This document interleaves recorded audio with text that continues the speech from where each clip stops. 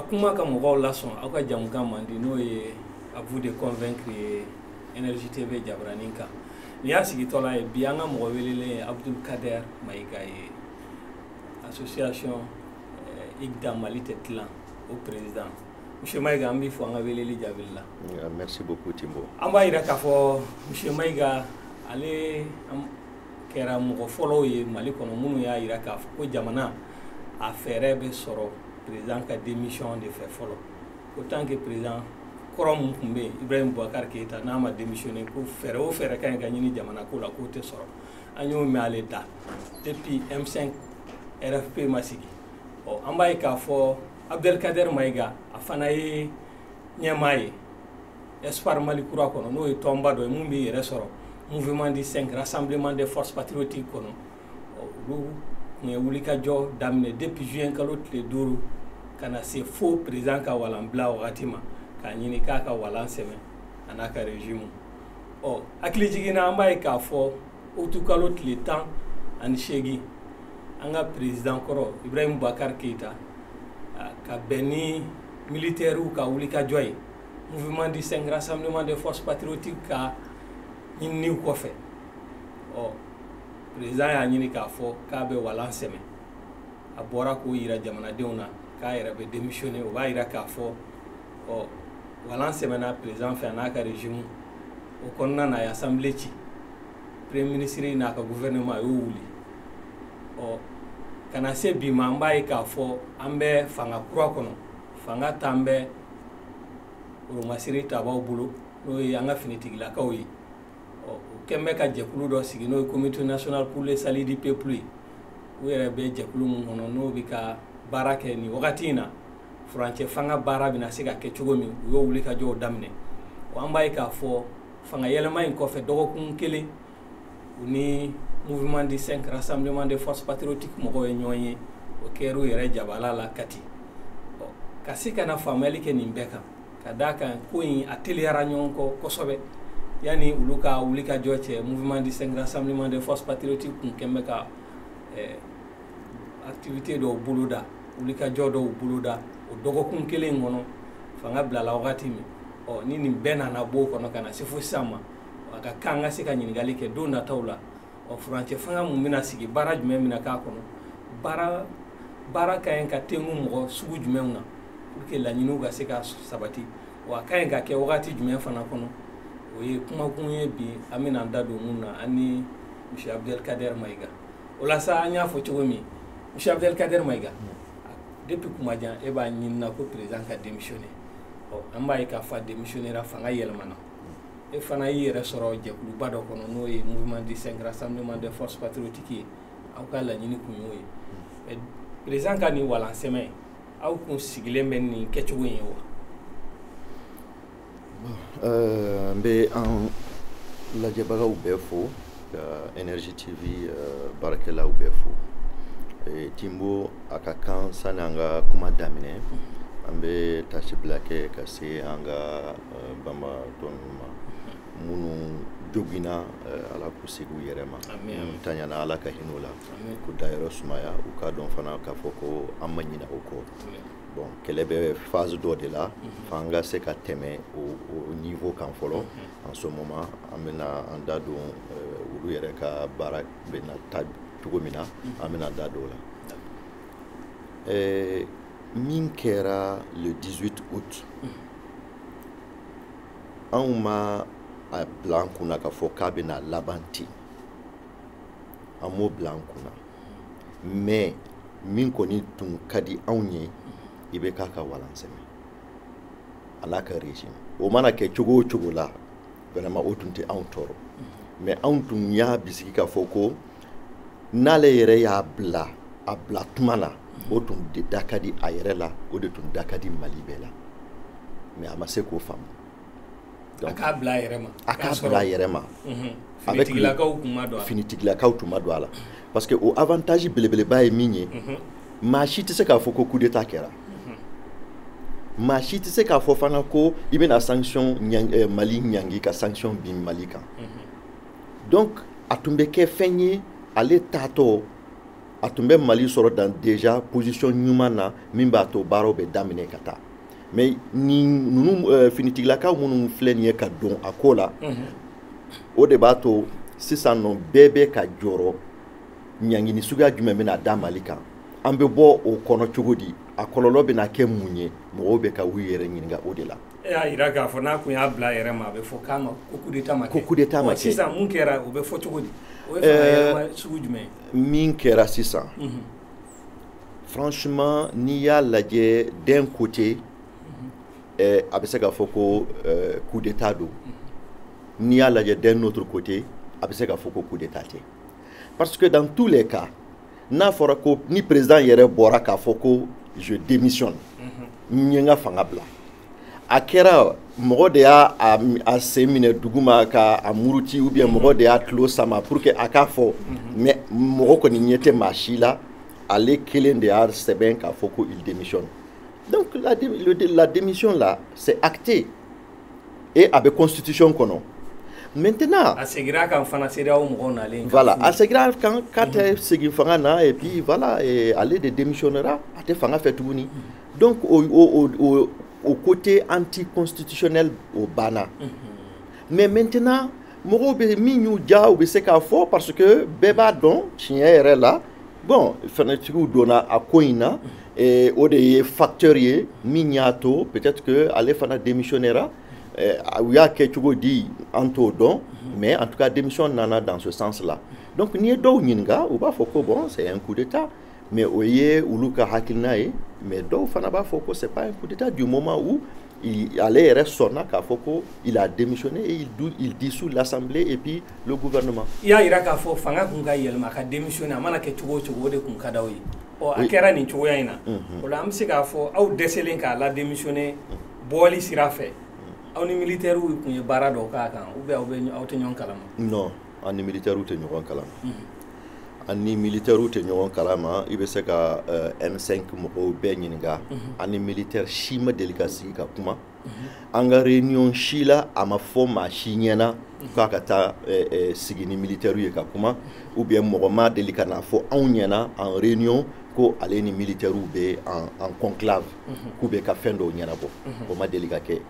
donc M5 kɔnɔna na anw tun jigi dalen don an ka bɔliw de kan. mais an b'a ye k'a fɔ aw ye bɔli laban mun kɛ ka se ka mɔgɔw ka u remercier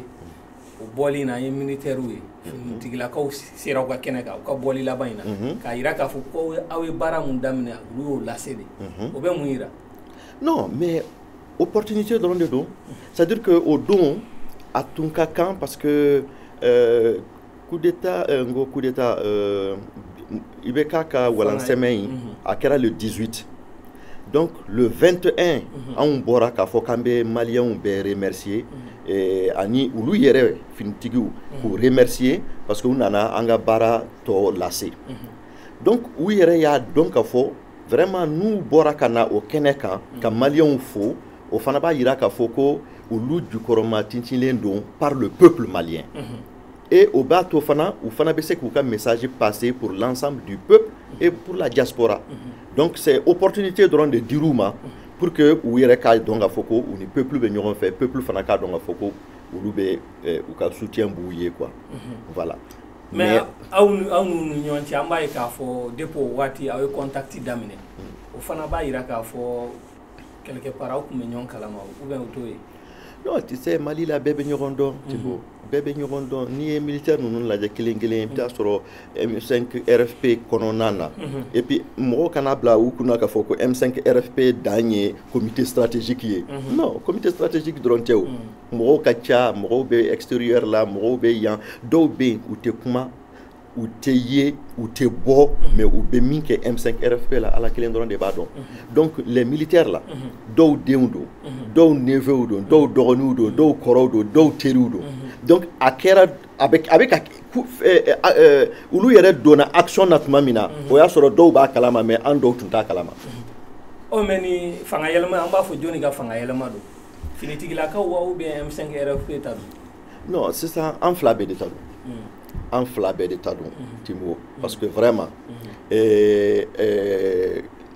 wara k'u b'i bolo k'a fɔ ko dɔ ma na a kun ci o tigi k'a kun ci e ka tila k'a fɔ ko non e de ye wara faga non non non ne ma da o la a ku kun b'aw de bolo a ku kɔni tun bɛ anw bolo voilà peut-être que an y'a minɛ ka ɲɛ ka se yɔrɔ la olu sera ka fɛrɛ a ma k'a kun ci mais donc vraiment an kana kɛ fitiriwale ye M5 RFP y'a ka baara daminɛ M5 RFP ye de y'a to conditions bɛɛ réunira pour que olu ka se ka na baara laban donc an b'a fɔ an fila bɛɛ de y'a kɛ mais mun ye coup d'état yɛrɛ kɛcogo ye bi mɔgɔw bɛ ka ɲininkali caman kɛ président ni assemblée nationale président ni premier ministre kun minɛna an ye kunnafoniw sɔrɔ k'a fɔ k'u bɛɛ bilala u taar'u ka so u ka t'u kɔlɔsi président yɛrɛ fɔra ko don nataw la a bɛna bɔ ka t'i yɛrɛ furakɛ mɔgɔw bɛ k'u yɛrɛ ɲininka coup d'état in kɛcogo la a kɛra nɔgɔya kɔnɔ ani wale minnu bɛ ka k'a kɔfɛ coup d'état labɛnnen de don a labɛnna yɔrɔ jumɛn aw yɛrɛ ye mun faamu a la non ne bɛ se ka min f'i ɲɛna Timbo ne yɛrɛ ka hakilina la vraiment ala de bɛ Mali fɛ quoi ala de bɛ Mali fɛ parce que an ma deli ka coup d'état nɔgɔman ye k'a fɔ ko diɲɛ kɔnɔ militaires donna ka fanga bin dɔw k'a fɔ coup d'état don mais a ka kɛ nɔgɔya la quoi an ma deli k'o ye quoi voilà fanga bɛ bin yɔrɔ o yɔrɔ hali ni militaires ma don a la i bɛ taa sɔrɔ fagali caman kɛra an yɛrɛ ta la déjà mɔgɔ caman bɔnɛna u ni na donc mais bi an bɛ se ka min fɔ mɔgɔw ɲɛna franchement minnu nana finitigi minnu nana c'est sûr que olu fana tun préparelen tɛ oui et puis n'i y'a kɔlɔsi finitigi minnu nana olu tɛ finitigiw bɛɛ la gradé ye o généraux b'u sanfɛ mais nin fɛn na généraux si kan tɔgɔ ma fɔ o b'a yira k'a fɔ ko finitigiw u yɛrɛ ni ɲɔgɔn cɛ problème bɛ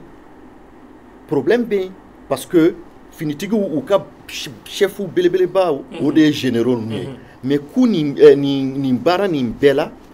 i tɛ généraux si man kan mɛn i bɛ colonels de mɛn colonel major a bɛ daminɛ o de la ka jigin donc o de b'a yira k'a fɔ ko a tun ma préparé à 100% et hali n'a préparé la peut-être que a tun ma dabɔ k'a fɔ ko o don in de a tun bɛ laban maintenant o problème ye min ye et maa si tɛ se k'a fɔ ko i bɛ taa kalan kɛ yɔrɔ la école la ou bien fɛn dɔ k'a fɔ ko ni fanga binna i bɛ nin de kɛ sisan ou bien fanga bɛ bin nin don in i kan k'a kɛ tan de o kalan tɛ yen donc bɛɛ n'i ka expérience nin ko in na i b'a ta dans le feu dans l'action a kɛtuma de i yɛrɛ b'a dɔ faamu a la i bɛ dɔ kala a la donc ne bɛ se ka min fɔ expérience taɲa o fana de bɛ mɔgɔ bila nin baara suguya dɔw la parce que n'i y'a ye olu ye président minɛ ka premier ministre minɛ président de l'assemblée k'o minɛ après quelques jours ka tila ka olu bila a bɛ se ka kɛ u siranna CEDEAO mɔgɔw ka kuma ɲɛ parce que CEDEAO mɔgɔw y'a ɲini u fɛ u ka mɔgɔw bɛɛ bila CEDEAO mɔgɔw y'a ɲini u fɛ fana u y'u menacé yɛrɛ k'a fɔ k'u bɛna sanction bin u kan tout ça la bon mais o bɛɛ y'a ye c'est parce que u ni M5 RFA mɔgɔw tun ma sigi ka kuma ala aw ka ɲɔgɔn ye kɔfɛ aw ka rassemblement tɛmɛnen kɔfɛ hali bi aw tun ma sigi ka kuma min kɛra le 21 non o kɔfɛ an ma sigi ka kuma an sigira ka kuma mercredi don de mercredi tɛmɛnen dɔgɔkun kelen o kɔfɛ i b'a la an sigira ka kuma o de la sinon an tun ma sigi ka kuma mais n'u n'aw kun sigira ka kuma aw yɛrɛ fɛ a ko kun bɛ se ka kɛ cogo di a mɔgɔ kun ma ɲi ka bila de wa ou bien mun de ko don non hali n'u bɛ bila u tɛ bila sisan mun na u tɛ bila sisan parce que n'a fɔra ko jamana binna jamana segira a sen sabara kɔnɔ jɔn y'a kɛ minnu y'a kɛ n'u minɛna il faut que justice k'a ka baara kɛ justice de b'a yira k'a fɔ ko aw ye ninnu nɔ minɛ aw y'u nɔ minɛ fɛn min kama u nɔ t'a la donc a y'u bila mais Mayiga hali n'u bilala ka t'u ka so o baara bɛ se ka kɛ justice kiri fɛ o non mais o baara bɛ se ka kɛ qu'est-ce qui garantit mun de b'o garanti bi bin na CEDEAO ko ni i bɛ k'a bɔra Mali kɔnɔ ko ni justice mago b'a la k'u bɛ taa wele mais e ni Ala cɛ e bɛ se ka da o kuma na kumakan tɛ o y'u kumakan de a kɛra sɛbɛn fana ye ka mais ninnu ka sɛbɛn n'u ka kumakan tɛ taa yɔrɔ si voilà n'u y'a sɔrɔ u tun b'u ka kumakanw n'u ka sɛbɛnw bato u yɛrɛ ka sɛbɛnw a bɛ fɔ min ma protocole additionnel de gouvernance et en matière de gouvernance et de démocratie la u yɛrɛ CEDEAO ka sɛbɛn u m'a si bato Mali ka problème na. An da bɛ tila ka so ma mais mun ye ka ninnu bila k'u mara nafa jumɛn bɛ Mali kan bi u bilali nafa ma bon Mali kan bi ka d'a kan pression bɛ yen au niveau international bɛɛ y'a ɲini k'a fɔ k'u ka bila. Non pression suguya caman bɛ yen pression dɔw bɛ yen olu bɛ CEDEAO mɔgɔw b'a kɛ o ye dans leur intérêt u b'a kɛ peut-être pour que mɔgɔ wɛrɛw kana ɲɛbɔ nin baara in fɛ k'a kɛ mais anw maliyɛnw an bɛ niveau min na bi Timbo an kan ka exemple de di mɔgɔw ma minnu bɛ na Mali mara sini ou bien sinikɛnɛ san 10 san 20 san 30 kɔfɛ an kan ka exemple de d'u ma e bɛ se k'a faamu cogo di k'a fɔ ko an bɛ an ka marchew kɛra don min na le 10 11 12 IBK tun tɛ fanga na gouvernement tun bɛ yen mɔgɔ kelen de tun bɛ gouvernement kɔnɔ o don o ye premier ministre ye mais a bɛ se ka faamu cogo di ko an ka mɔgɔ 23 o fagara mɔgɔ 100 ni kɔ o joginna o tigi bɛ minɛ aw bɛ tila k'a fɔ ko k'o bila ko parce que o da ka di Mali la minnu sara jɔn y'u faga n'ale yɛrɛ bolila sisan nɔ kiri mɔgɔw ka s'u ma o de fɔra o mais kiri mɔgɔ k'u bilala ka non mais kiri ma kɛ fɔlɔ oui mais hali ni k'a yira k'a fɔ k'olu don hali ni kiri ma kɛ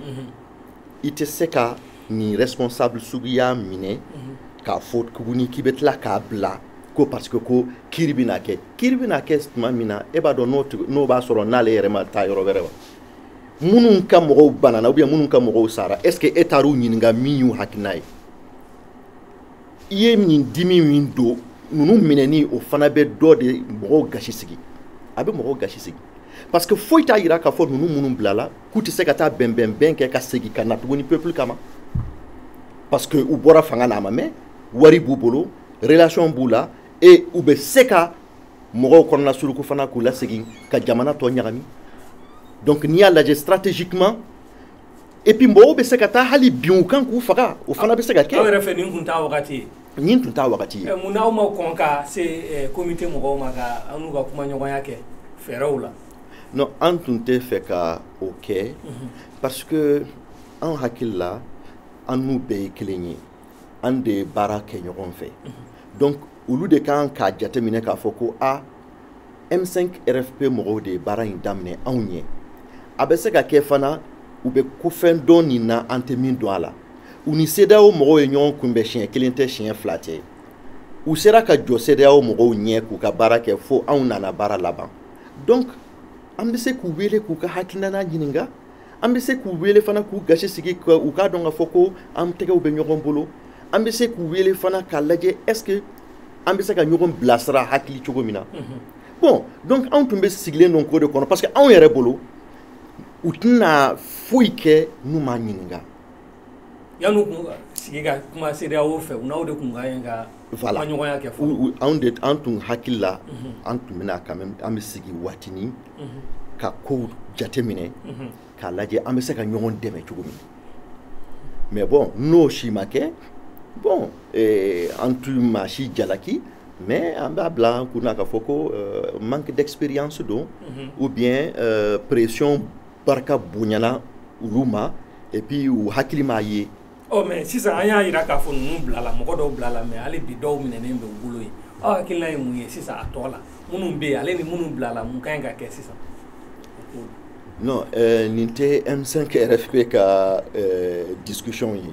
franchement minnu minɛna nin parti nin bɛɛ la n tun bɛ ka n hakili f'i ɲɛna mais M5 RFP ma don nin discussion kɔnɔ quoi c'est à dire que minnu minɛna ani minnu bilala tout ça la u tun man ka bila yɛrɛ voilà o de tun ye anw hakili ye donc an tɛ don nin discussion kɔnɔ maintenant u minɛna u bilala o tɛ problème ye an bɛ se ka Mali la avancer cogo min na an b'o débat an b'a ye k'a fɔ aw mɔgɔ caman bɛ yen mouvement distinct rassemblement des forces patriotiques kɔnɔna na minnu tun ye 2012 fanga yɛlɛma kɔn ka condamné nin na jeune an b'a ye k'a fɔ aw bɛ tɛgɛrɛ fɔ démocratie dun b'a yira k'a fɔ ko fanga ni civil de ka kan aw b'o faamu cogo di ou bien danfara de b'a ni 2012 ta cɛ. non mais 2012 là c'est clair et net que militaires nana cogo mina olu de y'a daminɛ 2012 la population ma wuli o ça c'est la grande différence 2012 la militaires de willa k'u ka dusumangoya yira a labana ka kɛ président minɛni ye bon au fanana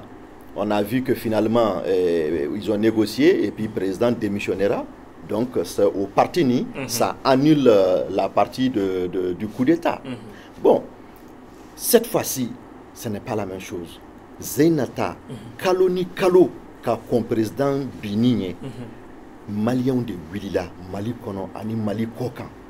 ka foko mimbe ka ke kute jena et tuguni kute président fait ou ta no fait moro fait munu ye aka régime moro ye parce que ni Mali toru bolo yani 2023 che o Mali ko bani agno kele o ke fo ka ta chou boala donc au kele ni atise ka comparer 2012 ta là c'est pas la même chose. Maintenant qu'il faut que nous ayons M5 RFP là, nous avons démocratie qui est là, nous démocratie qui est là, nous avons don, nous avons et bita kubenina. Mais où l'autre c'est que M5 ka imagé au moro beta individuellement parce que n'y a forcé ça un comité stratégique mimbe M5 nyama. Au M5 beyo. Au koni moro damadoni de mimbe M5 dirigé. Mais M5 moro nya fo akacha moro mimbe M5 la munu te kuma ou te bo ituyi mais ou ka deme be la c'est M5 ma deme suya be o moro chaman de be donc mo kelengele nous munu ye politicien ye depuis 91 kana c'est ça ou bien munu ye association responsable ye ulu ka ko keta ou te se ka keka M5 la boshi. D'accord, mais maïga munu ye fanga yelma ke 2012 ani munu ya ke 2020 na ibe ka fanga ina dan fara jumɛn b'a mɔgɔw ni ɲɔgɔn cɛ an'u ka baara kɛcogow la aw ye mun jateminɛ. Bon fɛn min kɔni ye je vais dire fɛn min ye fɛn ɲuman ye nin ko in na en tout cas 2020 tan na minnu y'a kɛ en 2020 mɔgɔ kalannenw don an n'u sigira ka kuma u kalalen don. N'i y'a ye jala fana fan fɛ jala b'u la ka tɛmɛ 2012 mɔgɔw kan et kɛlɛ yɛrɛ dɔnniya terrain kan a b'u la parce que minnu bɛ 2020 ta in na a caman i bɛ taa sɔrɔ u ye troupeau diriger terrain kan rébellion tuma ou bien ka terroristes kɛlɛ. Donc cɛw de b'u kɔ minnu fana dalen don u yɛrɛ ka cɛya la donc o bɛɛ bɛ kɛ danfara ye ani 2012 mɔgɔw cɛ. Mais mun y'u ka baara kɛ taabolo ye u nalen kana se sisan ma. Non u ka baara taabolo fana M5 RFP niveau la ko dɔw bɛ ka kɛ minnu ma kɛ an sago ye mais u kɔni bɛ ka baara kɛ ni hakili ye vraiment u bɛ ka baara kɛ ni hakili ye mais to ka jɛ don quoi parce que n'u ye tun y'a daminɛ ni M5 RFP kana se bi ma fili caman bɛ ka kɛ a tɛna kɛ mais ne kɔni b'a bila n kunna k'a fɔ hali bi fili jumɛn kɛra u nalen kana se sisan ma. Bon fili minnu kɛra a fɔlɔ-fɔlɔ n'i y'a lajɛ u nana fɔ ka na se bi ma ne b'a dɔn e Timbo i m'u ka papier foyi ye i m'u ka gafe foyi ye a sɛbɛnnen don min kɔnɔ M5 RFP i m'u ka porte-parole ye hali siɲɛ kelen k'a bɔ a da kɔnɔ M5 RFP. Ko le peuple aw taale aw ka rassemblement laban in o ko k'o ye peuple ka litre achevé. Oui olu ye peuple ka litre achevé peuple nin tɔgɔ b'a la o. Aw bɛ fɛ ko M5 RFP de fɔ. Mais n'i m'o fɔ peuple jumɛn de ye baara kɛ. Non, c'est-à-dire que tiɲɛ ye tiɲɛ de ye quoi. Voilà. N t'a dɔn min kama u tɛ fɛ k'a prononcer. N tɛ ka bisigi k'a fɔ ko ŋaniya juguya dɔ bien fɛn dɔ. Mais il faut appeler le chat par le chat. Ni kɔni kan ka nin crise nin fɔ i tɛ se ka sigi i ma M5 RFP fɔ. Hali CEDEAO mɔgɔw an ko man di minnu ye. Mais u ka papier bɛɛ la M5 RFP de sɛbɛnnen don. Donc vraiment, oye fili folo. C'est pas différent. Non, non, c'est la même chose. Non, fanga bulu bolo.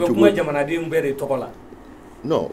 C'est M5 RFP fana amsika fo barakun la nyini kunye fanga ka yelma na yelma na si ça tina fo ko jamana de on ka jeka barake wa. Non, non, non, non, ce n'est pas la même chose. Aou, hali sini anga document kono. D'ailleurs, hali anga communiqué follow. Ibeka naka régime biné, anyuka organisation to seben katla ku féliciter. Parce que tiens de anyanga barada mene unana laban donc en nous dedans. Donc ambu wele amanant an yere to fo yoro ni crise ni na ambulu fana to fo. O fili do ya o refe. Non on o yanga baray ambo de ke mais ulu ka sigi ubuka kuma ufo ubuka fen ke M5 RFP te ya kono o ba yira ka fo que quelque part fin do koni be ka dogo fin do ben minte ka fo qui doit être dit clairement quelle qu'en soit la stratégie à kan ka fo parce que c'est l'histoire. Voilà. Le peuple là, il faut qu'il comprenne que n'anye peuple ta en tant que tel. Mais moi mon you daso parce que ulu fait Mali be tabolo minka akan problème faut être Mali là. Est-ce que ou quand ulu yere ou quand ka o mo ni M5 RFP mo est-ce que quand ou comparer? Ou man ko comparer? Parce que on de willa chou clé tuma be ka foko o militaire kelen o fini tigi kelen coûte condition là. On de willa ka foko ka wari u chouena on de willa ka foko militaire ou be ka sa chou nitle foite ka nyana bo ni on willa domina ka marché ulu ka naka on dafa pour que la ka sabati donc tu sais ka foko tandon tu sais ka foko be nyina on tu sais ka foko be on ni peuple to be confondu. C'est même une insulte Timbo. C'est une insulte à Kofoko aujourd'hui. On va comparer le M5 RFP par exemple à la majorité. Parce que Nico Bi, M5 RFP, Nita Fo, Iko le peuple, c'est comme si Mounounye Mali Chouin, Mounounye Mali Bourdia, Mounounye Kosuya Beda Mali Kanin Sangolon Vla Nununa. C'est comme si ni Iye ou ni M5 RFP Beke Goshibe Birekelena, comme soit Abe Blaka Foko ou Bejelendo, ou bien ou Bewilla Kakeleke pour que Mali Tabolo ka changé. Mais M5 RFP Jorob Sikake Dume Nina parce que on a eu un follow. Sani ni bara in ka damine organisation belebeleba munu be M5 la chaman tumbe réflexion mba afo kada fin sabaka organisation belebeleba munu be M5 RFP comité stratégique kono Espoir Mali Kura bala FSD bala Semas bala Anko Mali Dron bala et central syndicat ou bala nere tumbe Anko Mali Dron anga associé anga coalition tumba kono donc sani anga bois kono en tumbe réflexion donc ne ba don luka réflexion fana tum avancer lendo EMK Espoir Mali Croix sananga damine ka anga lancement ke en tumbe anga réflexion hakili jakabo ni fin kan presque à tumbana FSD fana moro mba don ou fana tunye barake ou ka ni transition ou bien ni fanga nana yalama ambe munke ou fana tumbo au baraoula. Donc anye avancé d'état par rapport à nos militaires fini tigi nous anye feni anya essayer ka a chidon ka don munde ni munde be se ka kala ambe se ka jamana kuma bo chugodi mundi ya kololo ye anye ni be réflexion ke sani ulukana donc bi atunka kan ou kan yinga folo bon awe ni fin damne awere ka hakili munde bawo hakilla ambe ala teme chugodi chamanche fanga munde ya hakili abiseka ke wabla ukuna parce que ambo fana kalama mogo chama nye papier o chiuma mogo chama abiseka ke wabla ukuna ko obe wasake mais mogo tiseka ini ni jugu donka bonyogona papier la de bara ou debu bonyogona n'u yɛrɛ y'u sigi k'u miiri n'a fɔra ko minnu yɛrɛ tun bɛ fanga na kunun u ye Mali wariw suɲɛ ka Mali sigi a sen sabara kɔnɔ n'olu ye papier caw ma k'a fɔ ko camancɛ fanga ka kan ka boli tan n'i b'o minɛ i b'a minɛ n'i bolo denkɔni 2 ye dɛ mais minnu ye i dɛmɛ ka fanga bin je pense que n'olu ye min f'i ɲɛna i ka kan k'o minɛ n'i bolo 2 ye n'i bɛ se k'i ɲin kɛ k'a minɛ fana i k'i ɲin sigi a kan parce que bi bin na ni fanga in ɲɛna ni camancɛ fanga in n'a ɲɛna an ka laɲini ye min ye n'o sera ka ka sabati a bɛ na kɛ hɛrɛ ye maliyɛnw bɛɛ de ma mais n'a ma ɲɛ a bɛ fɔ M5 RFP a bɛ fɔ CNSP an 2 dɔrɔn de tɔgɔ bɛ fɔ mɔgɔ wɛrɛ tɔgɔ tɛ fɔ k'aw sababu de na ni nin ye an sababu de y'a to nin kɛra o kuma fana dɔw bɛ sa k'a sɔrɔ a nɔgɔ ma n'a ɲɛna a bɛ fɔ ko bɛɛ ta don non n'a ɲɛna an tɔgɔ tɛ fɔ mais n'a tiɲɛna an 2 tɔgɔ fɔ donc c'est pourquoi an 2 an kan ka bolo di ɲɔgɔn ma ka baara kɛ tilennenya kɔnɔ vraiment fɛn in bɛ se ka ɲɛ cogo min aw ye sɛbɛn d'u ma wa aw ka ɲɔgɔn ye o sen fɛ wa k'aw hakilina f'u ye wa non an m'a kɛ parce que o de bɛ sen na je pense que yanni nin dɔgɔkun in yɛrɛ ka ban a ka ca Ala fɛ peut-être que an bɛna se ka ɲɔgɔn ye ka sigi ka kuma ka sɛbɛn d'u ma an bɛ se ka min kɔnɔna lajɛ k'an hakiliw jagabɔ a kan donc ni Ala sɔnna o bɛ kɛ yanni nin dɔgɔkun in ka ban Mayiga an b'a ye k'a fɔ jamukan tɛmɛnen dɔw la i yɛrɛ y'a fɔ yan nɔ an ka télé kan k'a fɔ ko aw kun ye fɛɛrɛ dɔw tigɛ ni IBK démissionnera jamana bɛna mara cogo min i ye caman fɔ an ye a la organe minnu kun ka ɲi ka sigi mais fanga yɛlɛmana cogo min ale ni aw kun bɛ fɛ ka yɛlɛma cogo min o bɛ na ni yɛlɛma dɔ ye aw ka laɲiniw kɔnɔna na aw kun ye fɛɛrɛ minnu tigɛ non laɲini ninnu tɛ changer changement belebeleba tɛ u ni ɲɔgɔn cɛ parce que changement 2 ɲɔgɔn de tun bɛ se ka kɛ IBK bɛ yen o de tun ye an ka memorandum kun ye IBK bɛ yen mais fanga foyi t'a bolo fanga tɔ bɛɛ bɛ premier ministre bolo o tun ye an ka memorandum ka position ye mais comme memorandum nin ma se ka sira sɔrɔ donc an segira ka na an ka schéma kɔrɔ la o kɔrɔ ye ko IBK tɛ yen a ka régime tɛ yen donc o ye an bɛ transition de engager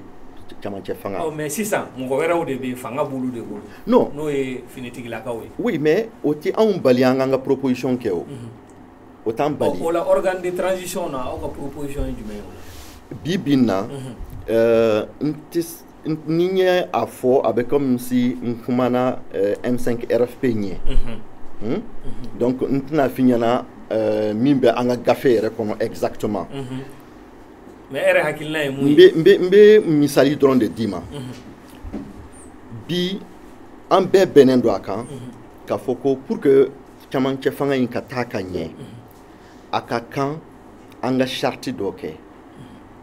o charte nin o de kɔnɔ camancɛ fanga bɛ na lataama cogo min na o bɛɛ b'a kɔnɔ camancɛ fanga in ani constitution bɛ na ɲɔgɔn dafa cogo min na o bɛɛ bɛ sɛbɛn o de kɔnɔ maintenant n'o bɔra yen organew bɛ na o organe ninnu na an b'a ɲini an ni sisan parce que n bɛ fɛn kelen f'i ɲɛna peut-être que n t'a dɔn i bɛna minɛ cogo min na anw yɛrɛ ka hakili la hali ni militaires tun t'a la pewu anw fɛ organe fɔlɔ min tun bɛ sigi min ka kan ka transition diriger an tun bɛna militaire caman k'a la parce que n'i bɛ fɛ ka problème régler f'i ka a mɔgɔ de ɲini an ka problème belebeleba bi Mali la mun don sécurité tɛ wa e bɛ se ka sécurité régler cogo di i ma finitigiw wele mais aw kun bɛ jɔyɔrɔ jumɛn d'u ma o la non jɔyɔrɔ ko tɛ fɔlɔ parce que organew bɛ yen par exemple n bɛ organe 2 ou bien 3 ɲɔgɔn f'i ɲɛna organe kelen conseil national de transition o bɛ se ka kɛ organe belebeleba ye transition ɲɛmɔgɔw bɛ min kɔnɔ donc o organe nin a bɛ se ka kɛ M5 RFP CNSP syndicats bɛ don a kɔnɔ magistrats bɛ don a kɔnɔ minnu bɛ se ka vraiment Mali dɛmɛ bi bin na mankan kana wuli hali minnu ye accord signé o responsable bɛ se ka don a kɔnɔ accord pour la paix voilà donc o bɛ kɛ organe belebeleba ye mais min bɛ organe bɛɛ sanfɛ pour que vraiment transition bɛ se ka diriger o kɔfɛ organe filanan o bɛ kɛ organe législatif ye o bɛ se ka kɛ organe législatif ce n'est pas obligatoire mais an bɛ se k'o fana boloda organe sabanan bɛ se ka kɛ gouvernement ye ça quand même c'est une obligation et le gouvernement anw b'a a bila an kunna k'a fɔ a man ka tɛmɛ mɔgɔ 20 kan d'ailleurs EMK la anw tun ye mɔgɔ 15 ani 18 de fɔ donc bi dɔw ko 20 dɔw ko 25 mais ni ala sɔnna a tɛna tɛmɛ 25 kɔni kan voilà mais mɔgɔ sugu jumɛn bɛ se ka ta ka bila olu ɲɛma bon o bɛɛ tɛ se ka fɔ an b'a ye k'a fɔ CEDEAO ni an ka finitigilakaw ka sigikafɔ la fanga taalen olu y'a ɲini k'a fɔ k'u bɛ fɛ a ka kɛ san 3 ye u bɛ fɛ fana militaire de k'a kɛ bon CEDEAO y'a ɲini k'a fɔ olu ka sariya sɛbɛnw kɔnɔ ani CEDEAO ka baara kɛcogo la finitigilaka tɛ fanga mara transition kɔnɔ a bɛ di civil de ma o fana u y'a jira k'a fɔ k'a tɛ tɛmɛ san 1 kan e hakilina ye mun ye o non o ye CEDEAO ta ye il faut que Maliens ka fɛn kelen faamu an bɛ yɔrɔ min na bi diɲɛ bɛɛ bɛna kalan Mali fɛ n'an ye ko kɛ ni hakili ye diɲɛ bɛɛ bɛna kalan Mali fɛ bi ou bien sini nin bɛ a bɛ lakale école dɔw la mais CEDEAO b'a fɔ ko ka san 1 kɛ mun na CEDEAO b'a fɔ ko olu ka papier kɔnɔ ko a kan ka kɛ civil ye ou bien a premier ministre ni président bɛ kan ka kɛ civil ye o bulu ka papier kɔnɔ mais an ka sira foyi t'olu ka papier la bi Mali problème bɛ yɔrɔ min na anw ye transition boloda parce que Mali bɛ kɔlɔlɔ min kɔnɔ n'i bɛ fɛ k'a régler waati de b'a la ni ne ko e ma Timbo taa Gao i ka lettre du gouverneur ma ka na ni k'i ma ko i k'a kɛ heure 5 e yɛrɛ dun b'a dɔn ni avion tɛ i tɛ se ka taa ka na avion dun tɛ e bolo e bɛ sɔn heure 5 ma wa a bɛ c'est clair baara min kan ka kɛ Mali la bi pour que Mali ka kɛ Mali ye Mali ka sigi ka ɲɛ san 1 t'a ban c'est-à-dire que minimum ye san 2 ye o fana na peut-être que an bɛna jɛ fɛn dɔw kɔ fɛn jumɛn non n'i y'a kɛ san 2 ye parce que baara min kan ka boloda Mali la bi c'est comme si i y'i ka so jɔ a nana f'i ɲɛna ko erreur b'a la fili kɛra a la o fili ni correction foyi t'a la f'i ka so bɛɛ de ci k'a bɛɛ terrain furan hali soubassement ye k'a wuli ka bɔ yen ka soubassement kura sigi an kan k'o de kɛ Mali la bi n'i k'i b'o kɛ i bɛ gouvernance n t'a dɔn n b'a fɔ bamanankan na cogo min na mara yɛrɛ bɛ kɛ cogo min il faut k'i ka segin a kan démocratie min nana an ka jamana kɔnɔ a bɛ cogo di il faut k'an ka segin an ka démocratie kan bɛɛjɛ fanga an ka segin o kan kalan sécurité sɔrɔ a ka ca quoi réforme ani yɛlɛma mun kan yɛlɛma c'est-à-dire fɛn bɛɛ de kan ka ɲɛɲini Mali kɔnɔ mɔgɔw yɛrɛ bɛ wari suɲɛ cogo min na fu bɛ se ka siri o la cogo min o bɛɛ de bɛ lajɛ mais o baara bɛɛ bɛ se ka kɛ transition kɔnɔ mais o de ye problème ye c'est-à-dire que an bɛ yɔrɔ min na bi n ko de kama n ko a bɛ se ka kɛ au minimum ye san 2 ye parce que il faut que base i ka base de sigi c'est exactement so jɔli la i bɛ se ka na i bɛ fondation sigi i bɛ taa hali tunga na san 20 kɔfɛ o b'a sɔrɔ fondation sigira don kelen i bɛ na i bɛ biriki yɛlɛ fo premier chaînage la i bɛ tila ka taa tuguni don wɛrɛ i bɛ na jɔsen de ka gɛlɛn jɔsen de ka gɛlɛn jɔsen ye jumɛn ye e bolo sisan Mali la n ye dɔw de fɔ tan nɔ c'est-à-dire que Mali la bi mais a bɛɛ tɛ se ka kɛ ɲɔgɔn fɛ mais mun de ka ɲi ka ta comme priorité bi ka ɲɛsin o ma d'accord transition in kɔnɔ transition kɔnɔ ou bien Mali transition an bɛna don furancɛ fanga mun kɔnɔ d'accord bi bin na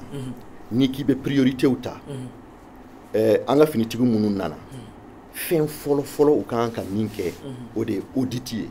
audit des finances publiques musaka ou ka sɛgɛsɛgɛli k'a la musaka dunna san joli kɔnɔ san 20 ou bien san joli? Non an ka kɛ dɔrɔn dernier mandat nin kɔnɔ mais normalement san 7 tɛmɛnen voilà normalement audit min kan ka kɛ a suguya ka ca audit fɔlɔ o bɛ kɛ ministère belebelebaw la par exemple sisan bɛ yɔrɔ min na primature ministère de la santé ministère de l'éducation ministère de la défense l'économie et des finances agriculture, ça c'est des ministères tout de suite ou kan ka ou sɛgɛsɛgɛ k'a lajɛ ou ka kɛsu n'u ka baara kɛcogo bɛ cogo min na ça c'est tout de suite mais audit wɛrɛ bɛ se ka kɛ économique et financier min b'a yira k'a fɔ Mali par exemple juru minnu b'an na ka bɔ kɔfɛ milliard joli don commerçant minnu bɛ Mali kɔnɔ minnu ka juru bɛ Mali yɛrɛ la Mali kɔnɔna na dette intérieure joli don joli de b'an bolo BCEAO la juru jumɛn de b'an na hali kɔfɛ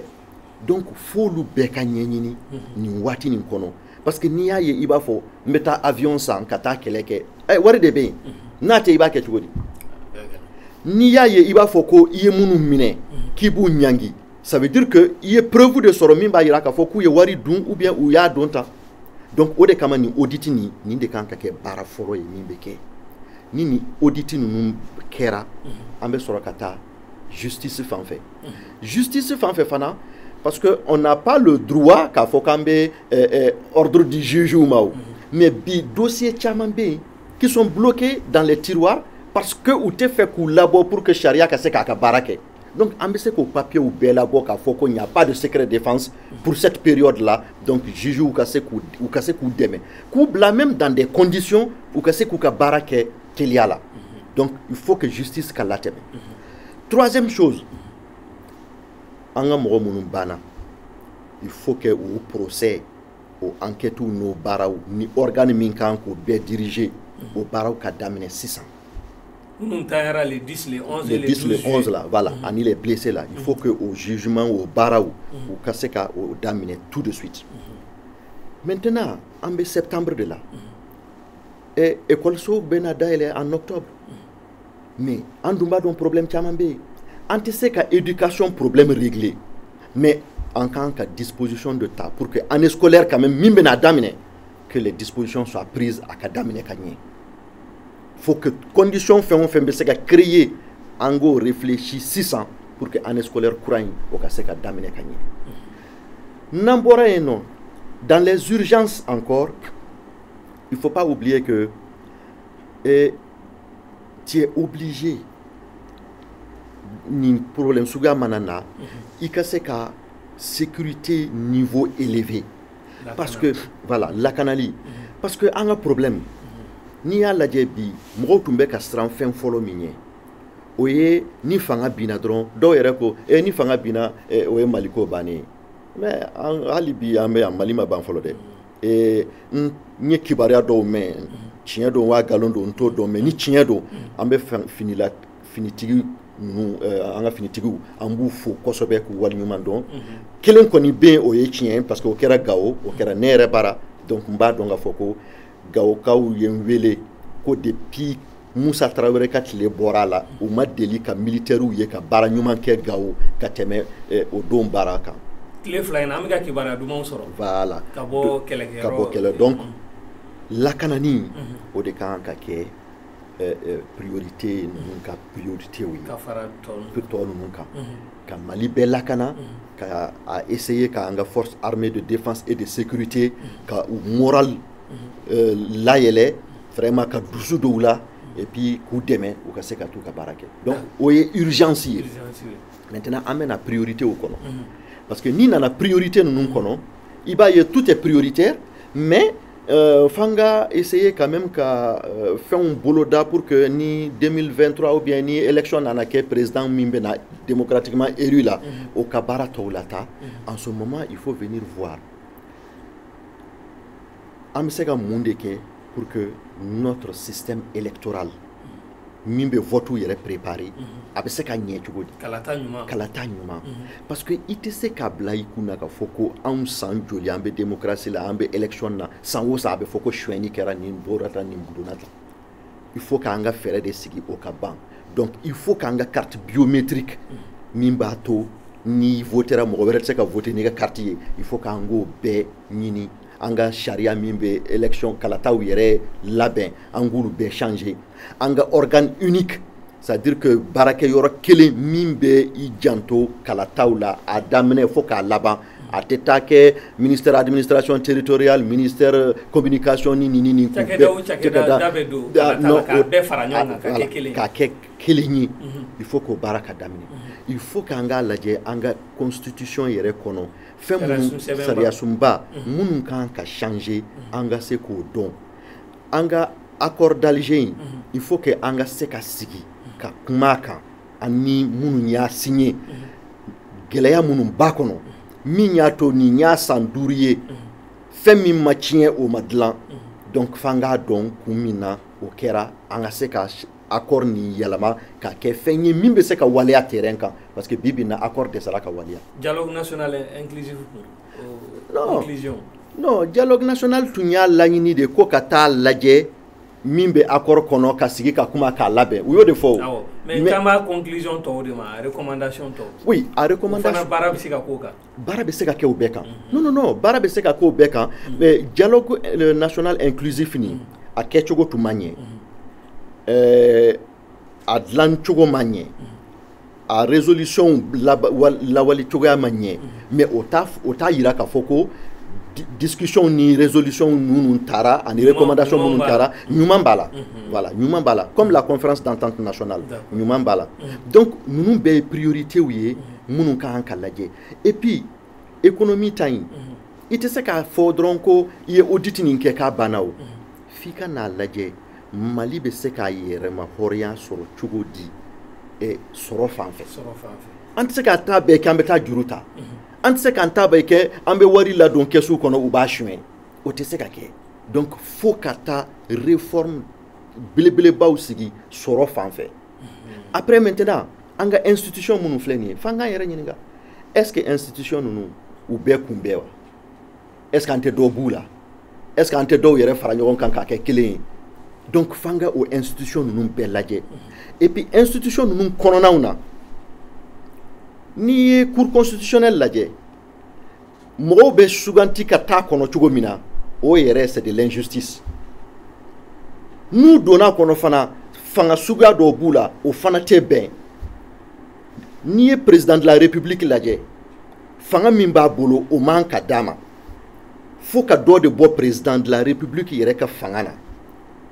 u bɛ ka sara suguya dɔw di mɔgɔw ma président ni premier ministre ni fɛnw ani ko fond de souveraineté de ani i bɛ taa sɔrɔ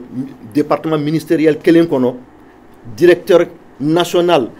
o ka sara ou bien o ka prime bɛ se ka bonya ka tɛmɛ ministre yɛrɛ ta kan donc nin ye kow ye min tɛ se ka bɛn jamana kɔnɔ c'est pas possible et puis nin waati nin na a ka kan maliyɛnw bɛɛ ka sigi u ka assise nationale belebeleba dɔ boloda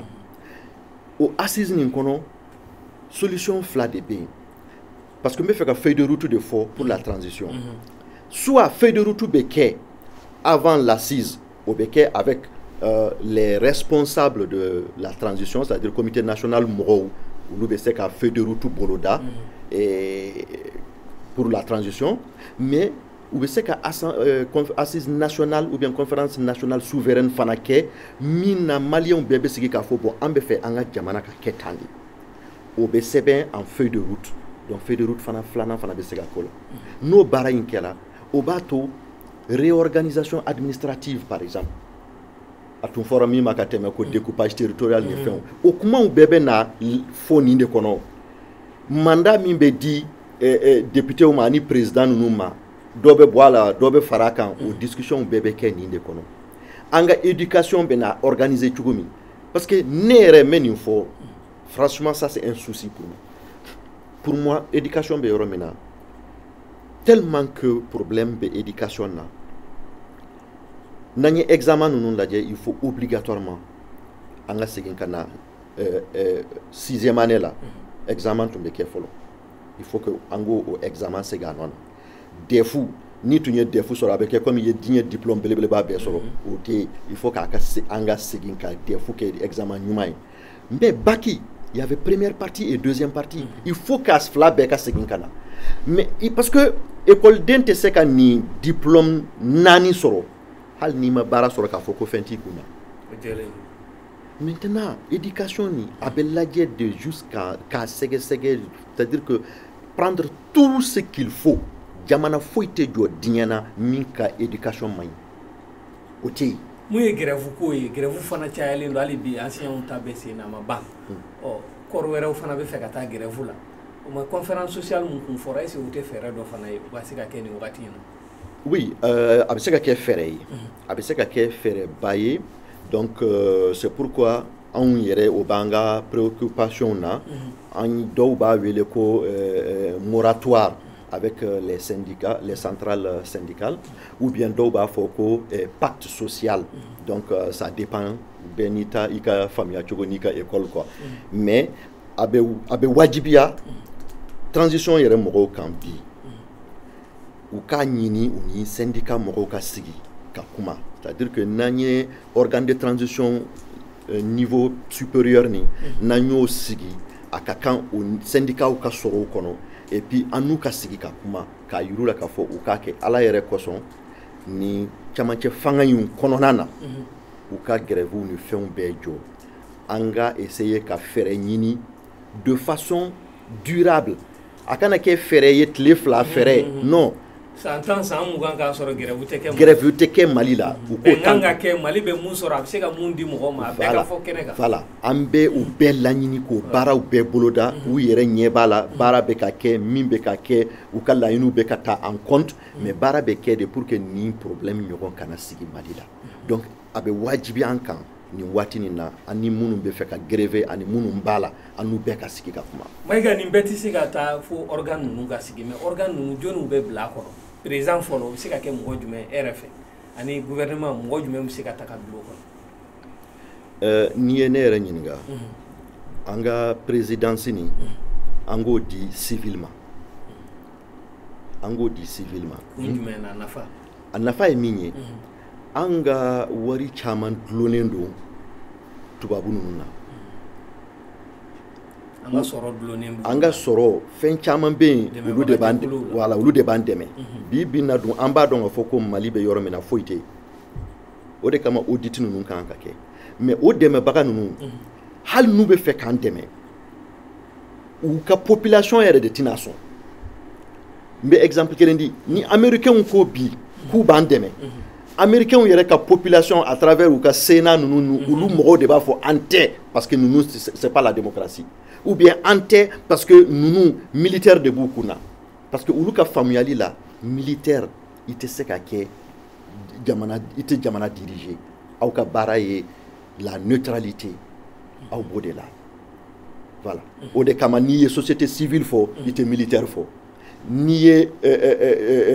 comment on appelle élu nous faut était militaire fort donc pour eux militaire ka rôle c'est particulier c'est clair et net ou bien ou ka sharia ou boko donc tu sais que jamana deme jamana mu fanga be voilà finitigi ka voilà ou tu sais ko ke donc o bena ke anma gele ya baye et puis anga problème chaman ben abe discuter ou de bara nous ko kutan la mais oti gele farale gele kanwa donc c'est pourquoi anga civil soro mimbe kenye mo foloy mais maiga 92 transition bay militaire de o ka fora ko kera transition nyuma bay abe fo nye fambe atete ga wakati oui mais de 92 à maintenant ça fait combien d'années fin chaman changera voilà fin chaman changera et puis Mali ka problème nous na de 68 jusqu'à maintenant là et problème fait même Mali là toi nous sembala nous be fait minka ke utaye na kera utekuma mais ni mi make usagoye ou bien usago na mogo make otuma do be wili ka kuma faut que malien ko fana famu je ne sais pas si tu as compris be faka min fo voilà donc bibina ambese ka fo premier ministre vraiment abese ka ke militaire abese ka ke civil o te problème mais mo follow parce que ni mo follow o de to be ta dien fambe o fana de ka image be na tani mali fambe donc angana to o yoro la ou ka ferama o de kamane Congo civil be se ka kai premier ministre fana Premier ministre non a bɛ se ka kɛ militaire ye problème foyi t'a la pour moi premier ministre ka kɛ militaire ye problème foyi t'a la voilà maintenant gouvernement kɔnɔ mɔgɔ minnu bɛ taa gouvernement kɔnɔ mɔgɔ minnu bɛ taa an ka kan ka fɛɛrɛ de kɛ a fɔlɔ a ka kɛ mɔgɔ jɛlenw ye mɔgɔ tilennen mɔgɔ ladiri hali n'u tɛ parti politique la hali n'u tɛ foyi la maliyɛn ɲuman vraiment bɛɛ bɛnnen don a kan ka fɔ ko minnu kɔni ka baara depuis ala y'u da u ma deli ka baara kɛ min bɛ se ka mali dankari mali ka sariyaw la ou bien mali ka taabolow ni fɛnw na vraiment mɔgɔ kalannen mɔgɔ minnu ils sont sérieux o ka ɲini k'a fɔ ko cɛkɔrɔba dɔw bien denmisɛnnin dɔw bien a bɛ kɔ kan ou bien a bɛ kɔnɔna na o t'a la k'a fɔ ko siyako b'a la o t'a la mais a ka kɛ technocrate ye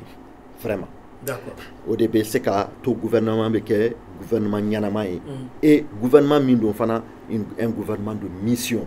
a tɛna kɛ gouvernement ye i sigilen don i b'i ka programme lajɛ min y'i diya i b'o kɛ et puis san bɛ ban k'a sɔrɔ i ma foyi kɛ maa si t'a dɔn k'a fɔ ko i ye fɛn kɛ ou bien i ma fɛn kɛ o t'a la c'est pourquoi anw yɛrɛ ka laɲini kɔnɔ an bɛ comité de suivi évaluation de la transition an b'o boloda parce que o comité in de b'a to kalo 6 ka na kalo 6 an b'an sigi ka hakili jakabɔ est-ce que transition ye laɲini min fɔ nin kalo 6 ninnu na est-ce que a sabatira n'a ma sabati an bɛ taabolo changer mais il faut k'an k'o kɛ mais mun ye président de la transition ye i y'a fɔ k'a ka kɛ civil o de ka di n'a kɛra militaire retraité len fana ye i b'a fɔ CEDEAO kun ye mun fɔ k'o fana bɛ se ka kɛ un militaire à la retraite finitigila ka mun tɛ baara la tugun Timbo, tu sais que CEDEAO mɔgɔ ninnu bɛ ne funteni de quoi vraiment n'u ye fɛn o fɛn fɔ Mali ɲɛna t'i da ka sunɔgɔ o kɔfɛ piège de bɛ yen o kɔfɛ piège de bɛ yen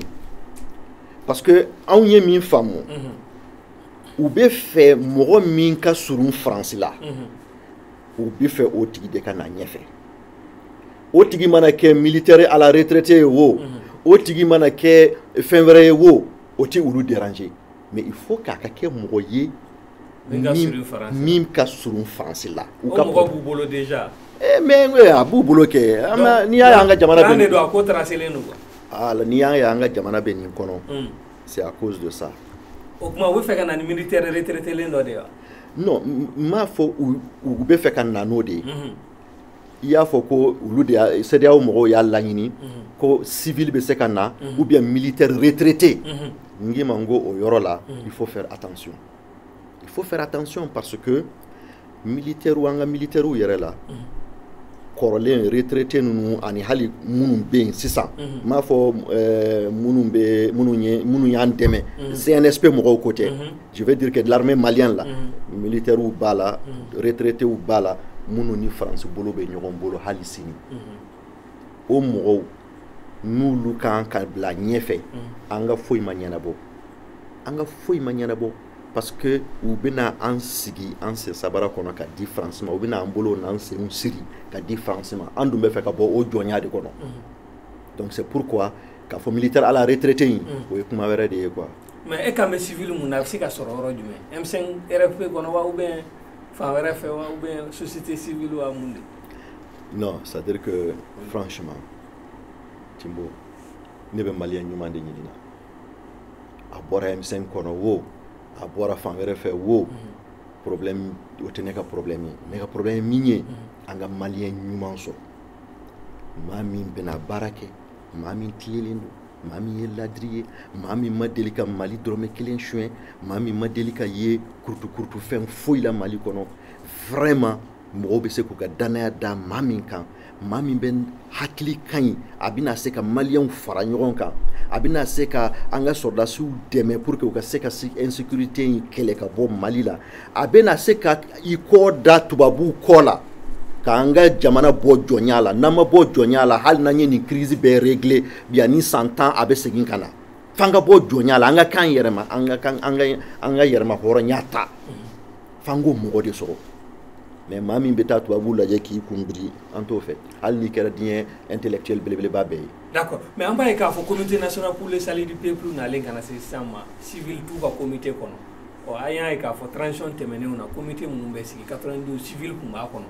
ale ni fana an b'a ye k'a fɔ u ye fɛn dɔw ta sariya dɔw ta n'o ye acte fondamental ye tile fila in na aw hakilina ye mun ye o wale ninnu na bi parce que u yɛrɛ y'a jira k'a fɔ ko an ka sariya sun sɛbɛn k'a ma dulon k'a bɛ yen n'o ye an ka constitution de 92 ye. Oui, an ye papier in ye an y'an hakili jagabɔ min b'an fɛ ni ala sɔnna comme an n'u kan ka ɲɔgɔn ye an b'a f'u ɲɛna acte fondamental ni an y'a ye mais min b'an kɔnɔ n'an y'u ye M5 mɔgɔw n'an ni CNSP mɔgɔw ye ɲɔgɔn ye min b'an fɛ an b'o f'u ɲɛna. dɔw ko transition de bɛ ka dayɛlɛ transition kɔnɔ an y'o mɛn a bɔlen ka na se sisan ma mais e bɛ mun faamu a la. Non, c'est-à-dire que nin yɔrɔ in na c'est sensible hein? Parce que fɛn don comme ne ye M5 ɲɛmɔgɔ dɔ ye ni n y'a fɔ cogoya dɔ la a bɛ se ka sigi a tɛ faamu donc comme an n'u kan an ye décision de ta M5 yɛrɛ kɔnɔ k'a fɔ ko an bɛ taa min b'an fɛ an bɛ taa f'u ɲɛna donc vraiment n tɛna se ka kuma. mais est-ce que ani sariya sun sɛbɛn bɛ ta olu ko sariya sun sɛbɛn bɛ yen o ma dulon u tilala ka acte fondamental ta ani a fila bɛ taa ni ɲɔgɔn ye wa an b'a ye k'a fɔ 2012 fana na kelen kɛra Amadu Aya ninnu après u y'o suspend u y'o bɔ yen ka segin sariya sun sɛbɛn kelen ma. Oui. Olu fana tɛ ka bila o kelen de kɔnɔ wa. Non, c'est-à-dire que an ka fɛn dɔ faamu sariya ninnu bɛ accord politique bɛ sariya ninnu bɛɛ sanfɛ. A sariya sunba wo a donna tan wo a bɔra tan wo ni jamanadenw bɛnna min kan o de bɛ kɛ. O de ye charte ye n'o kɛra. Olu ye min kɛ sisan nɔ charte tɛ. ayi n kan mɛn ni charte kɛra. Voilà par exemple a bɛ bila nin bɛɛ sanfɛ. Voilà ni charte kɛra an bɛ se k'a fɔ ko ani constitution bɛɛ bɛ ɲɔgɔn kan mais ni constitution dafalen tɛ yɔrɔ min na charte bɛ a compléter mais o fana b'a jira k'a fɔ ko charte nin bɛna bila hali constitution sanfɛ mais après constitution bɛ modifier donc u ye acte fondamental min kɛ tan nɔ. A bɛ se ka faamu cogoya caman na donc ni k'i b'a interpréter sisan i bɛ se ka fili. parce que article 32 b'a jira k'a fɔ k'u ka comité président n'o ye Assimi Goïta ye k'o bɛ présidenya jɔyɔrɔ fa fo ka taa organe de transition sigi. Oui, mais comme organe de transition ma sigi. A bɛ komi ale de ye président ye sa jamana ɲɛmaa ye. Voilà. Fo ka taa organe de transition sigi. Voilà, parce que ça c'est pour assurer la continuité. Article 32 b'o la. Voilà, ça c'est pour assurer la continuité. Donc au yɔrɔ là ce n'est pas un problème parce que ni i bɛ nin baara suguya fana na il faut que tu sois protégé. Garantie dɔw ka k'i la. Voilà, il faut que tu sois protégé. Sariya sira fɛ. Sariya sira fɛ. Sinon a bɛ fɔ ko i ye nin kɛ ka bɔ nin don na ka na fo nin don in na tu étais hors la loi et tout. Même si dans le fond, juridiquement, on peut attaquer tout ça, mais pour l'intérêt du pays, jamana ka intérêt kama, fin dɔw bɛ yen, on est obligé de les constater et de les corriger peut-être après. Et n'aw y'a ye u yɛrɛ ka sariya in kɔnɔ, dans l'article 40, u y'a sɛbɛn k'a fɔ ko olu ye nin sɛbɛn min bɔ, ko segin bɛ se ka k'a kan. Donc, kuma bɛ b'o kɔnɔ o. O kɔrɔ ye dɔrɔn, an ye papier dayɛlɛ ka an ŋaniya jira pour que an ka peut-être se ka kɛ sariya dɔ kɔnɔ jamana kɔnɔ mais ni jamanadenw nana don min na k'a fɔ ko bon an mago b'a la an ka jamana ka kɛ nin cogo in na donc an bɛ segin nin papier in kan k'a labɛn a ka kɛ an ni jamanadenw bɛɛ sago ye. Voilà. Mais mun ye CEDEAO ka ɲanginiw an b'a ye k'a fɔ nin ko daminɛ ni CEDEAO ye ɲanginiw daminɛ ko fɛn caman bɛna tigɛ an na n'o ye embargo ye ka da à part ko fɛn damadɔw bɛ olu bɛ se ka don fura dumunifɛnw ale ni carburant ko n'o bɔra la tɔ bɛɛ tɛ don embargo bɛna sigi Mali kan 2012 ta o kɛra gɛlɛyaba ye population ka surtout dugumamɔgɔw e yɛrɛ hakilina ye mun ye fɛɛrɛ jumɛn bɛ se ka tigɛ Mali kɔnɔ bi ka se ka nin ko in kɔlɔlɔ dɔgɔya maliyɛn kan. Bon, mais il faut quand même que an ka sɔn ka fɔ hali 2012 la u y'a fɔ mais a ma se ka sira sɔrɔ u y'a fɔ mais à part la première semaine où mɔgɔw ye siranna et puis mɔgɔw jɔrɔla kosɛbɛ mais an ma a effet senti kosɛbɛ an ma effet senti et puis après a ma taa ɲɛ yɛrɛ mais nin na zen na ta n'a y'a sɔrɔ an ka finitigiw tun gɛrɛla M5 RFP mɔgɔw la an tun bɛna ni information ni nin hakiliw de d'u ma depuis don min na u y'a daminɛ ka sari ɲangini ko kuma fɔ depuis o don jamana dɔw ko k'u ma jɛn n'a ye. Jamana jumɛn? Mais par exemple Conseil de sécurité déjà, Russie ni Chine, olu ko kuma jena u ka fo ku be sanction ta contre le Mali. Kuma jena u ka fo ku be militaire u blaka na Mali militaire u kele ka ibe ka segi fanga na jagoya.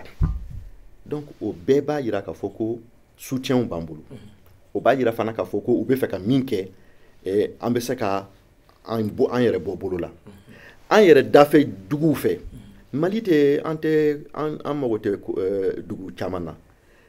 ni Côte d'Ivoire ni Guinée parce que ulu de terrier ibekaye nous yo ka feun datugu Côte d'Ivoire est attaqué an yulu ga sebon mais ni Côte d'Ivoire continuera 3 semaines ni Mali ka frontière datugule tasuma be wulu bara aya me ko sogo dayele nay ayi ngo sogo dronte ni aye nu be lena ou be lena Mali de be Sénégal wo Côte d'Ivoire wo Mali de be nunu balo nunu anga marchandise munu be teme u ka port fe kanaya douane be wari min la don transit u ka transitaire u be wari min soro ko la do ka économie kono ala kelen dron de ba dando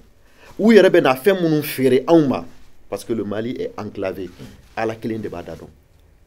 nu yanga frontière u datu u yere ka jamana commerçant na dugu mo be wilu kam donc anga daw fanana mais aya me ko Sénégal tama datu de non Sénégal tama datu ko ama datu tere u ku takedi donc ama yere Sénégal bambo hali Sénégal kelen bambo do de be na fara musaka do kam par exemple ni kan ka boni carburant Côte d'Ivoire kanana e Sikasso ou bien ni kan ka bona e Sénégal kanana e Sikasso akara chogo ate ke musaka kelen parce que Côte d'Ivoire ka surun Sikasso la ka teme Sénégal kan no nyona nyogo borala ni Mali ta de façon générale en dayen dron anga hali accès soro ko jila jamana kelen fe mais Mauritanie te CEDEAO la donc hal ni CEDEAO jamana be u ka frontière u datugu na ya jambeta Mauritanie fe non ma ani Algérie nunu donc vraiment angan hakli sigi problème ye minye bi oye bara min kan ka ke pour que ka Mali kuma bo pour que ni problème nyogon kana ke Mali la tuguni an kan ka joro odela ode kama fem bébé transition mo de bolo mo munu bena suganti mo munu bena barake bara munu kan ka ke abebo de bolo mais muye anga tabolo ere am sika muke ka tabolo fale ngal ali bi kololon nu kana samba kosobe no gatin parce que on ere be fen chaman sene ya ira ka fu jamana chaman blone mbana mais a chaman na on ere tanga fendu abebe bo kata kofe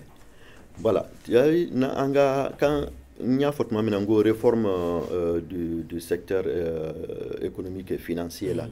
au yoro de là ibena afamu parce que nete économiste yé mais mbe se ka hakili fitini mindi jamana te se ka tanye ni kalam boala ka soro ma labolike soro fana te se ka labolike tant que jamana ti fen ba yalama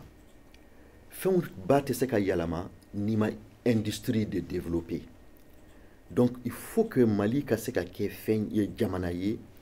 izinu ka chaya ni izinu chayara ambara ambe fereke pour que an yere ka fen munu be yalama a chaman ka dun an yere bara folo aka yelama ya a chaman ka dunya o nafa e minye wari be tourner a glolente ko fe mo la nafa flana e minye izinu be continuer ka tourner parce que fen munu be ka dlan o be ka ta et nafa sabana e minye ibe se ka bona e kofe ni Mali kono na taw fara anga problème ba fana e minye an te fen ba yalama ka bonu ye koka anga fen bebe ba yalama fen fitini en tout cas munu be ka ba yalama a bebe to Mali kono ka soro hali malo anga malo a qualité nyuma to babu be bola no fedi nan tunyan sebe do malo senenina ka sene kanye a qualité Mali ni Afrique betum ba dun ka ban am tla ka tato di tubabu mais am deselen don kan wasa dola e anga kori an deselen don ka fereke pour que kori senena u be se ka nafa chaman soro u yere ka kori senenina an deselen do fanana ka kɔɔri fana ba yɛlɛma an fɛ yan ka kɔɔri ba yɛlɛma ka fɛrɛ kɛ pour que minnu b'a sɛnɛ olu fana ka wari caman sɔrɔ o de b'a to u fana don o don u bɛ dɔ fara a kan n'i ye kɔɔri tɔni 100 bɔ ɲina n'a fɔra ko i ye 1,10,000,000 sɔrɔ san wɛrɛ i tɛna baara kɛ a ka kɛ tɔni 120 ɲɔgɔn ye wa donc tant que ale bɛ wari sɔrɔ a fana bɛ fɛrɛ de kɛ pour que a ka se ka kɔɔri caman sɔrɔ maintenant ni kɔɔri ba yɛlɛmana fɛn caman bɛ bɔ a la n'an sera ka kɔɔri ni malo dɔrɔn maîtriser a ka ca ala fɛ an bɛ fɛn caman ɲɛnabɔ jamana in kɔnɔ mais o kɔfɛ an ka dugu jukɔrɔ nafolow bɛ yen a caman bɛ yen donc n'an sera ka fɛrɛ ɲini k'a dɔn mun de kan ka kɛ pour que fɛn dɔw yɛrɛ bɛ mali dugukolo jukɔrɔ dɔw mago b'u la u tɛna ta mali fana t'a baara donc o ye problème ye a bɛ to yen nɔ an mago b'a la an tɛ se k'a wari sɔrɔ an tɛ nɛgɛ yɛrɛ sɔrɔ donc u bɛ mun ɲɛ donc faut ka politikiw de ɲini dans le secteur minier min bɛ se k'a to diversification bɛ don an bɛ ka sanu de bɔ bɛɛ b'a dɔn mali ye sanu bɔla de ye mais fɛn wɛrɛw bɛ mali dugukolo jukɔrɔ minnu fana ka girin mɔgɔw bɛ ka boli min nɔfɛ diɲɛ kɔnɔ mais u t'a sɔrɔ maliyɛnw t'a d'u ma mali yɛrɛ tɛ se k'a bɔ an bɛ ka wari min fana labɔ an ka wari caman baden bɛ yen n'u ye par exemple sanu labɔ ka taa feere sanu wari tɛ segin mali kɔnɔ alors que an kan ka fɛrɛ de ɲini devise dollar ni euro ninnu ni an taara fɛnw feere a feerela wari min na o wari ka se ka segin an ka mali compte kɔnɔ yan parce que o devise de b'a to a bɛ dɔn k'a fɔ ko an ka économie giriyara